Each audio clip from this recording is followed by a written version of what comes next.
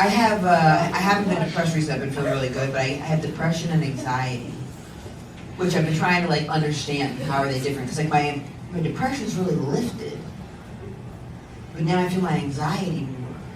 And one of the places I feel the anxiety, I used to do a lot of crowd work, right? Now I don't do crowd work anymore.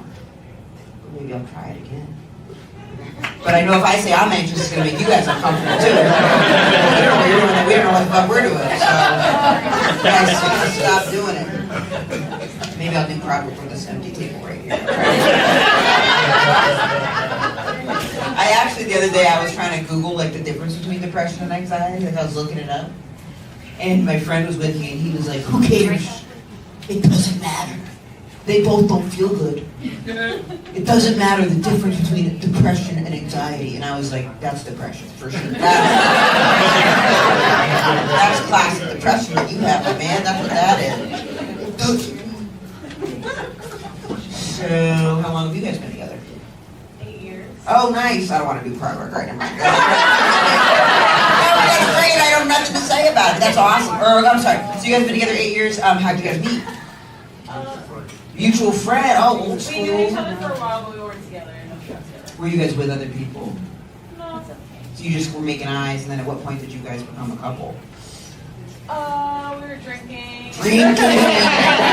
That'll do it. You have a couple shots, and you go, you know what? What are you doing later? What are you doing later?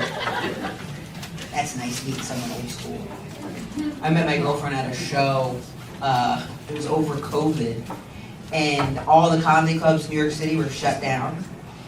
But there was a loophole where if a venue served food, it could be open. So some comedy clubs would just have people doing comedy, and then they could order food to the venue.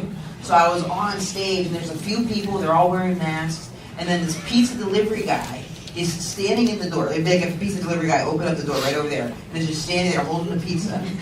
And I see him, I go, can I help you? And he goes, did somebody order a fucking pizza? And then my girlfriend went, oh, I ordered the pizza. I ordered the pizza. And that's how we ended up together. Yeah. The other day she was like, we gotta start doing more couples activities. So we went on a double date. I hadn't done that in a long time, a double date. It was me and her and a couple that she works with, straight couple. So me and the guy get kind of like pawned off on each other. And I feel bad for him because I feel he's like kind of nervous. Like sometimes I feel like straight guys will think it's their girlfriend trying to test to see whether they're homophobic or not or something. So he's like he's like, oh, I love the haircut. I'm like, all right, thank you. Thank you. Me and him were talking, and this couple, they'd only been together for 6 months. My girlfriend and I have been together for 6 years. 6 months, 6 years, very different place. And they were like asking us questions. They go, do you guys have a slogan? And I was like, a slogan? What do you mean a slogan? And they were like, we have a slogan. One team, one dream. I kind of kicked my girlfriend under the table. I said, this is why I don't like to do stuff.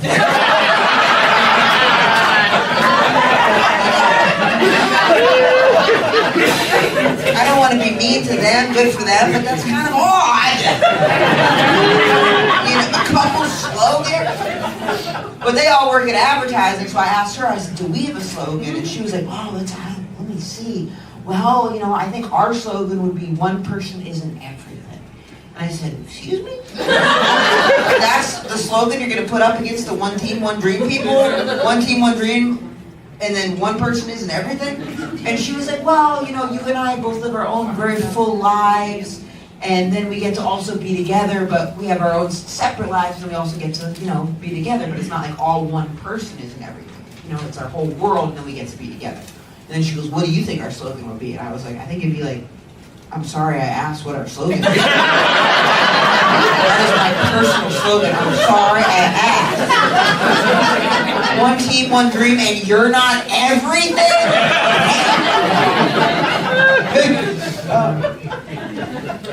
So congratulations on 8 years. You guys live together? Yeah. Nice. Married? No. I know. I'm working on it too. It's stressful. It's bad time. I know. It's unbelievable. Growing the moon is so expensive. It's so expensive. And guess what my girlfriend said? I was talking about a ring, and she wasn't joking. She goes, I have fat fingers. I said, what does that mean? She goes, it has to be a really big ring. I went, are you fucking kidding me? Yeah. And then she showed me, she's like, unusually large fingers. I said, oh, Christ. She says that it's more expensive for fat rings because they have to get a bigger band, which seems kind of fat-phobic, I think. So people sue the wedding industry. It's like, why? And I'm being penalized because she's got curvy Latina fingers. Seems messed up. Would you want to have a big wedding? We count a lot of family, we have to. Because if it's not just siblings, you make it a little bit bigger. He's got a big family, you got to invite everybody.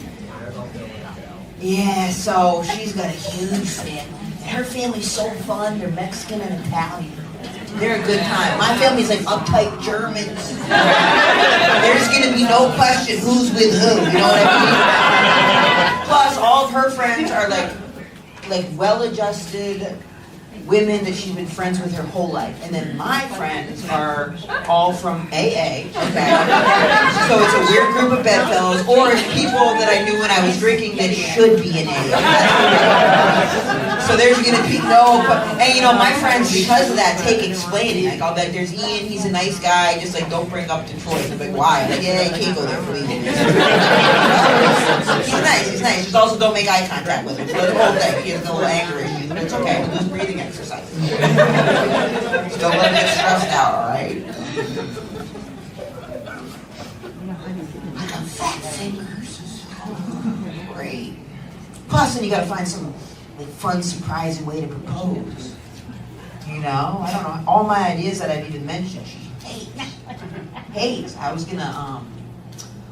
We go to this one sushi place live. I put a ring in the sushi. Guess not. No. It's not as bad as my other idea, which was when her family dog died. I thought I'd put the ring in the ashes. I know.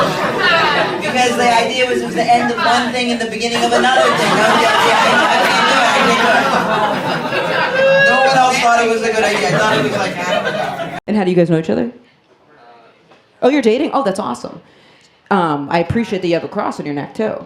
I'm a person of faith myself. A lot of times I feel like gay people were not allowed to, you know what I'm saying? Because I used to wear a cross for like a little bit. My parents are like super liberal. And my mom was like, people are going to think you joined a cult. What are you doing? You look like a psychopath. But I was like, I just started praying to something that's bigger than myself. Like, I don't know why that's such a big deal. And they did the snobby New England thing where she was like, it's ignorant.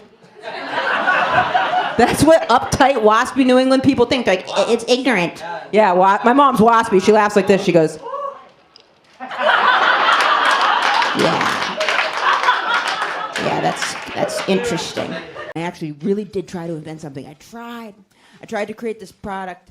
Well, first I tried to create caffeinated cigarettes, where you take the caffeine and you put it into the filter of the cigarette. That was my big idea. Because I was like, it'll be addictive, kids will have it on the go, whatever. And that was my big idea. And for context, so my dad is a math professor and a vegetarian, and my mom is like a really good person. So I told my parents this idea, and just like the look of disappointment.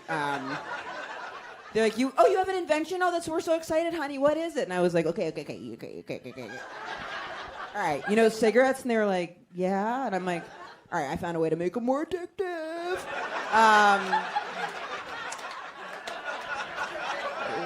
Sad day for everybody at the house. So I shelved that, repented, and then I said, I'm gonna try to invent something though, And I would try to invent something called Stop the Scuff, which is like a clear plastic material that goes on your pants bottom, and it prevents them from scuffing. It's like a buffer between your pants and the ground. That was my idea. So I still really like that idea. And I tried so hard. I sent it to like a product prototype developer, but I did no research, and the person ended up being a scam. Don't find someone on Craigslist, I guess is my only advice, I guess. Yeah. Don't tell the guy you buy Adderall from you want to make a product and then have, But, so that was my idea. And that it didn't work out. I was so crushed. But I did get one thing from it. What it was for years, when people ask how you got into comedy, I said I tried to be an inventor, it didn't work out, so thought stand-up would be a safer bet. I don't know. Seems more stable, you know. And when you tell people what you tried to invent, sometimes they'll tell you their invention ideas. And I had a real moment. I had just been doing entertainment for a little bit. When you work in entertainment, you'll get a manager, and that person's supposed to see something in you that they want to help elevate. They want to bring you to another level. That's the idea. So I was with my first manager, and I was so excited. And he said, "You try to invent something? Me too." And I was like, "Awesome. What'd you try to invent?" And hand to God, he said, "Have you ever been eating an orange?" I said, "Yeah, absolutely, many times." And he was like, "Have you ever wanted more of it?" And I was like, "Sure, I've eaten 3 oranges at a time, many times. I've probably eaten 5 before, I don't know." And he goes, "Well, what if you could have more of the orange? What if you could have something called the morange, where it's more of the orange. It's like a bigger orange." And then he just kept explaining it, and like he was like waiting for a different reaction because I was just like, "Oh my God, fuck." He's like, "It's like a bigger orange." And where my mind was going, why he was going bigger orange was, I was like, okay, so the guy who believes in me also is trying to push the morange. So am I like the entertainer equivalent of the fucking morange? I'm screwed. Well, if you don't like Willmann, have you ever been trying to eat an orange and wanted more of it? I could try to sell you on that too. But I wanted so bad for this guy to be legit. I wanted so bad that I started even thinking the morange was a good idea. I remember telling my sister, she was like, "How's it going with that new manager?" And I was like, "Well, he's not just a manager, he's like kind of an innovator in some ways." He doesn't just do management, he's also, well, have you ever been eating an orange and you're like, well, I did the effort of the peeling. I wish there was more for my effort of peeling, so I'm like, I wanted more of the orange. And she's like, yeah, you get another orange. And I was like, well, what if you didn't have to? You know, what if there was more of the orange? And she was like a big orange? I'm like, yeah, like a morange is what we'd call it. And she was like, okay, what are you getting at? And I was like, so that's his idea, though. Like, he came up with more orange. He came up with that. And she was like, you got to go to rehab, I think. You got to go to rehab. I know you've been sober for a couple years, but I think you just need to go right back to rehab for you, you know. And I think it would have checked out. I don't think anyone in a rehab would have looked at me funny if we were going around in a semicircle explaining our bottoms. And I'm just there like, well, I had this manager and he wanted to create something called a morange, and I was like, that's a good idea. I think everyone in rehab would be like, oof, that's dark. Yeah, that's dark.